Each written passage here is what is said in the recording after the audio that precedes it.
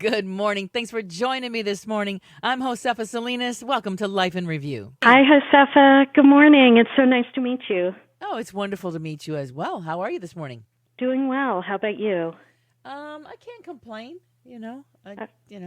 I can't complain. I know. Each day it's like we're hanging in there, right? Yeah, that's exactly right. There is so much going on everywhere, and we all know my passion now, especially since my mother has come to live with me last year, and then was, after that placed in a nursing home, and then got COVID in a lockdown facility, and then made it through that, and then ended up passing a week ago from pneumonia.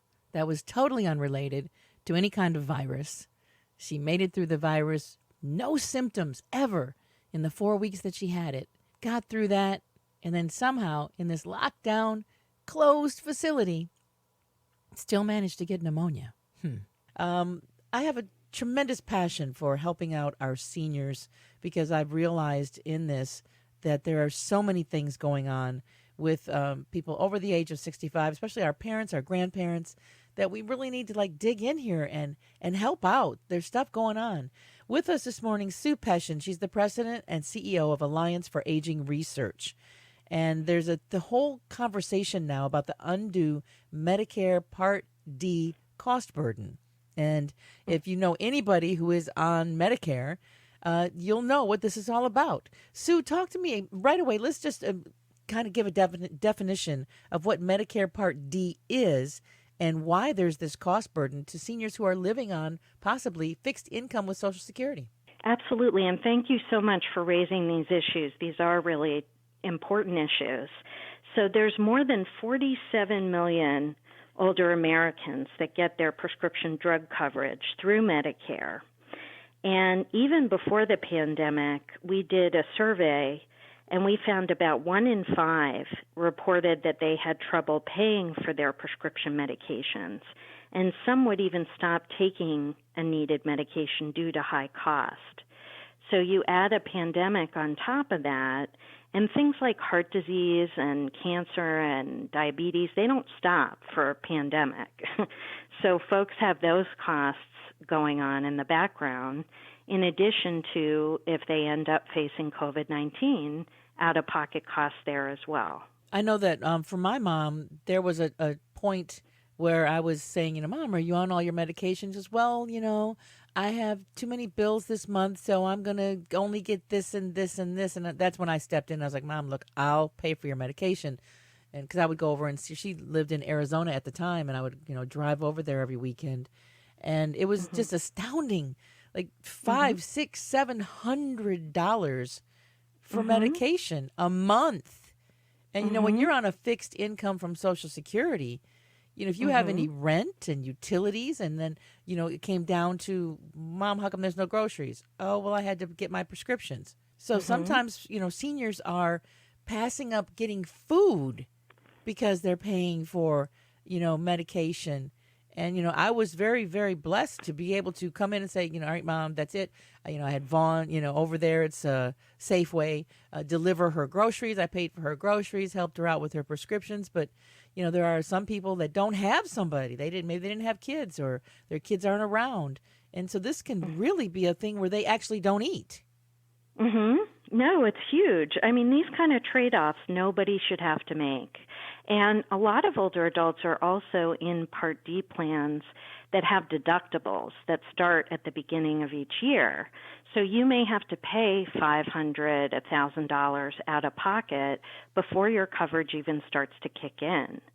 So in addition to wanting to see a cap on these annual costs, there needs to be a limit placed on these costs. And Congress was almost there before the pandemic hit in making that happen. We also want to see the ability for folks to smooth those costs out during the year, just like you do with your gas bill. You shouldn't have to pay it all, up front, because like you said, if you're on a fixed income, it's not easy to just come up with $500 out of the gate. No, absolutely it isn't. So talk to me a little bit about the project, the loop, lowering out-of-pocket costs, and what can we all do to help participate in getting Congress to, I know they got a lot on their plate. I'm not saying they don't have a lot on their plate, But this is something really important that heading into the fall and winter months when people tend to get the flu, get colds, respiratory things, this could be devastating. That's right. That's right. And it is important to consider it, just like we're considering, employment issues, education issues. Healthcare costs are huge right now for a lot of people. So Project Loop, like you said, stands for Lowering Out-of-Pocket Costs. We have a website you can go to, loweroutofpocketcosts.org, to find out more info. And we really encourage people, contact your members of Congress. Let them know, this is important to me. This affects my day-to-day life. I'm making trade-offs here that people should not have to be making. And the thing is, with the lower employment rate right now, we have a lot less payroll taxes going to the Medicare program. So it's not just in the immediate right now for folks who get COVID or who have other chronic conditions. This is going to affect the program for years to come with regard to out-of-pocket costs unless we set a limit on these costs for folks. What else is the Alliance for Aging Research seeing coming down the pipeline? I know that there's, rumors, and sometimes it's just political banter where there are some elected officials or hope to be elected officials who are thinking about, Social Security really is a burden. Let's just get rid of it. What will happen to all of these Americans who work their lives to put into the Social Security system if somebody decides, we're just not going to have Social Security anymore? Right. I mean, we need to be diligent, and that's why folks need to engage with their members of Congress. You need to let them know what matters to you. And there have been calls to either privatize Social Security or place limits on the program. So it is really important that we all band together, both folks who are younger than 65 as well as those older than 65. We all have to take care of each other now more than ever, for sure. And is there any hope, or are you guys doing any research on I call it price gouging? Once somebody knows that someone is on Medicare, Medi-Cal, something like that, it seems like there's a whole different set of prices that get charged once they know that they've got, Medicare to run up the bill on. Mm-hmm. Yeah, I mean, there is a good amount of fraud that happens in the Medicare program, and the Department of Justice is constantly busy dealing with those issues. It's really good for folks to stay in touch with their area agency on aging, and you can find out about your local area agency on aging by calling or Googling the Elder Care Locator. And if you think something is fishy or just, seems a little off, you can call them and sort of check in because there is a lot of fraud that's going on. Anytime anybody calls you up and says, we need to know your Medicare number or your Social Security number, do not give it to them. And that happens a lot. And what are they doing with that number once they get it? They're trying to steal.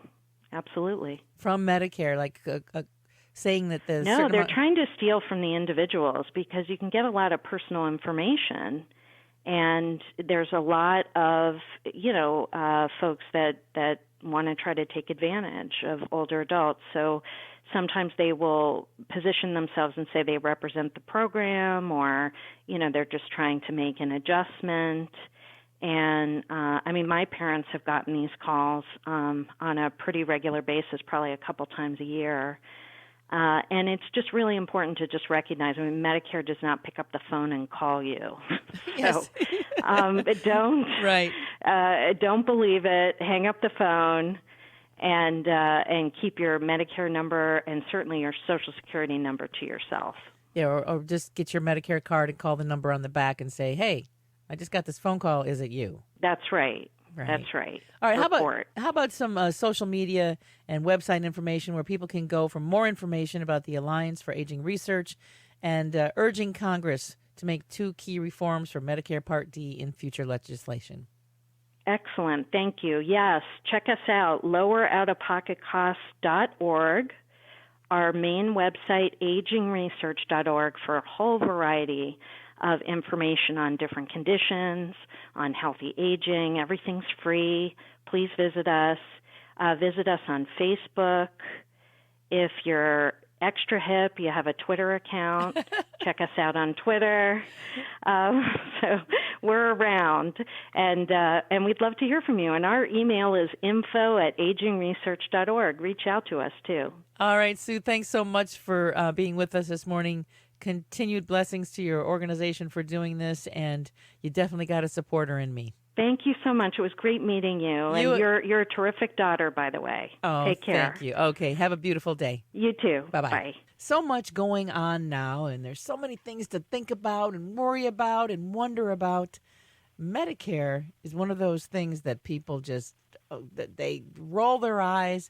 They say, oh, gosh, I don't even want to begin going through that whole system. Or they're already in it, and they're like, you wouldn't believe what a nightmare it is. So I thought it'd be a good idea to have somebody come on here and talk to us about Medicare and 5 things you might need to know about Medicare, especially right now with so much going on and so many people maybe just coming into the system or they're in it and they've got questions that they need to have asked. So I've got Kyal Moody with me, the Senior Vice President of Medicare. He is here to talk to us about this. Kyle, good morning. How are you? I'm fantastic. Thank you for having me. So Medicare Benefit Solutions. What a great word that sounds like, solutions. So let's get right down to it. When can you sign up for Medicare? So it's a great question, and it's often a very confusing question for people. So, most people become eligible for Medicare when they turn 65, assuming that they've paid into the Medicare system and they have enough quarters that they've worked that they're eligible. At that point, they're welcome to sign up for, they're automatically signed up into Part A, which is the hospitalization side of Medicare. And then they can enroll in Part B, which is the part that covers doctors and those types of visits. And in addition, there's additional parts of Medicare, Part D, which is prescription drugs, and then Part C, which is Medicare Advantage. I call it alphabet soup because there's so many things to think about. People don't have to enroll when they're 65. If they're working and they want to continue working, they can delay enrollment into Medicare until a later age.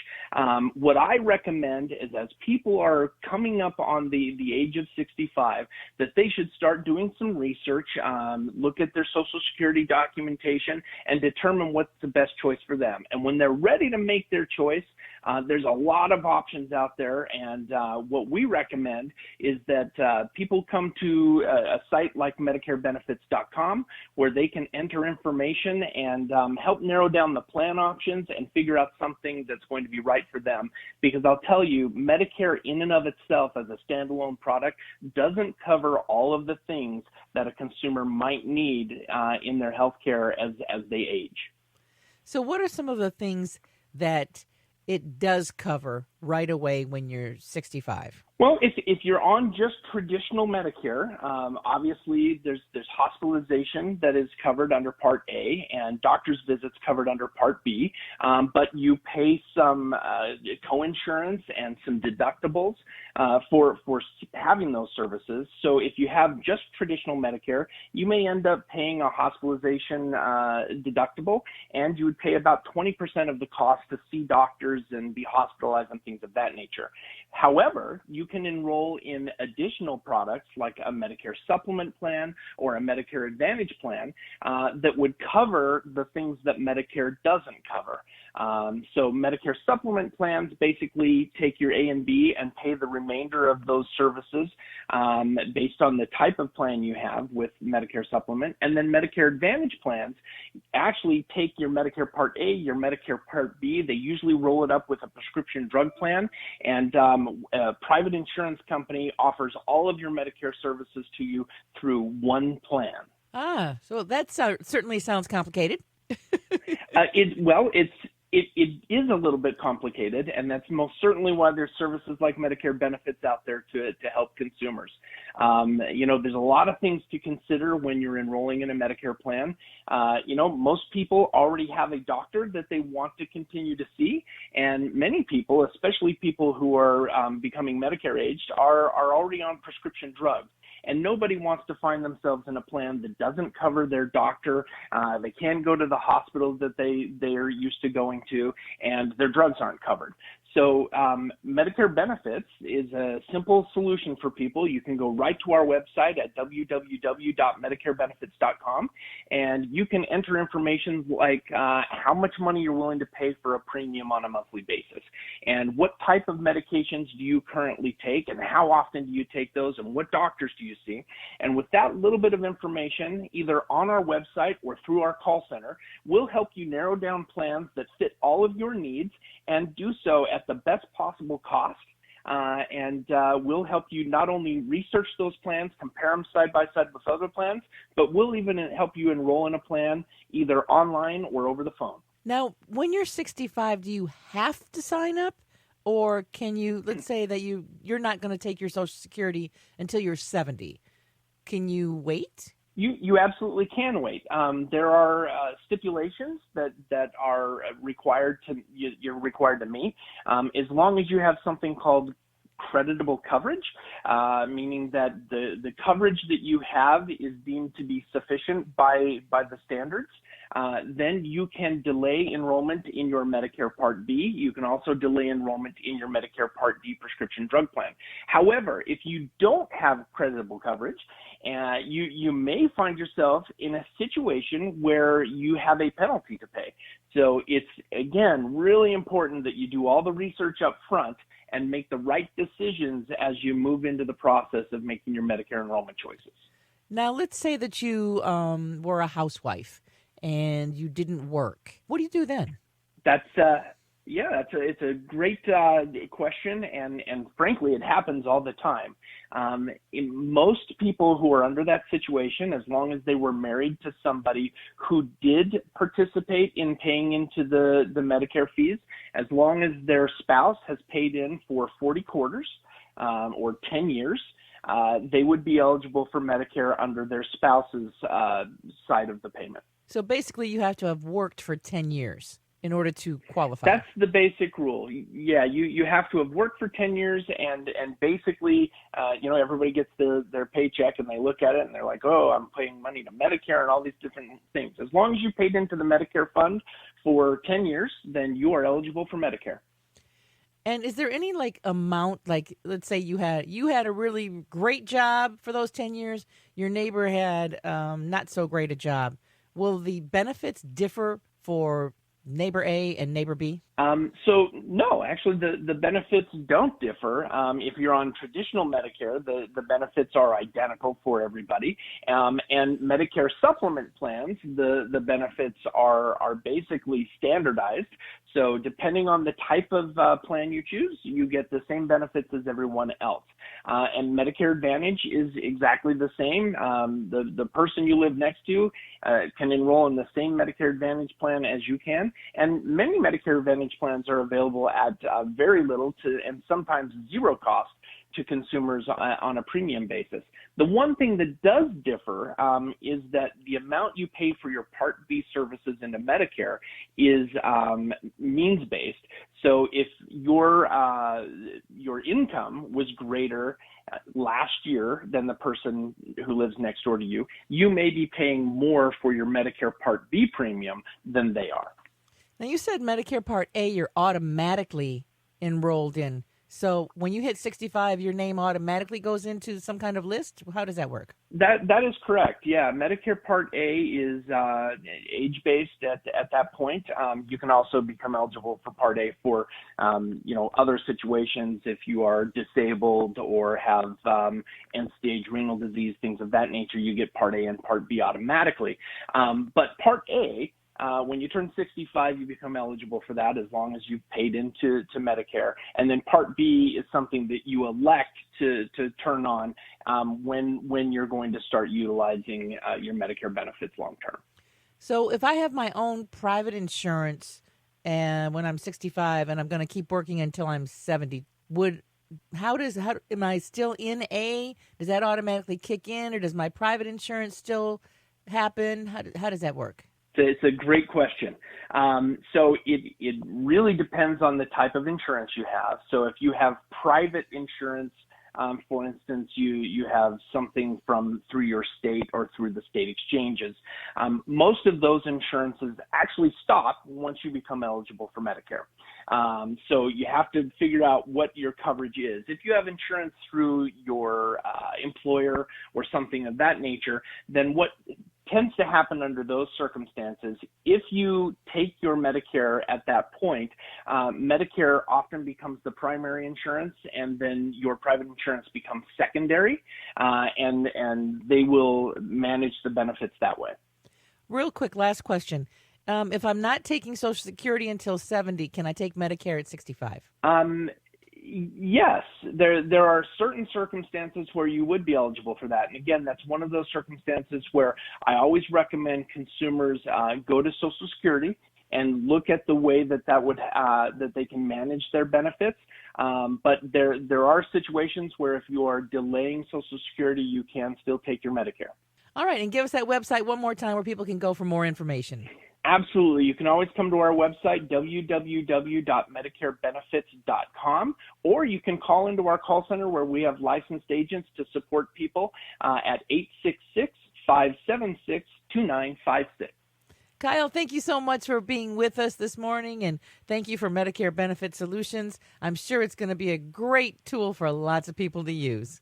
Thank you for having me. I really appreciate it. Have a great day. Thanks, you too. Bye-bye. Stick around. We are talking about our city streets next. Will they ever improve?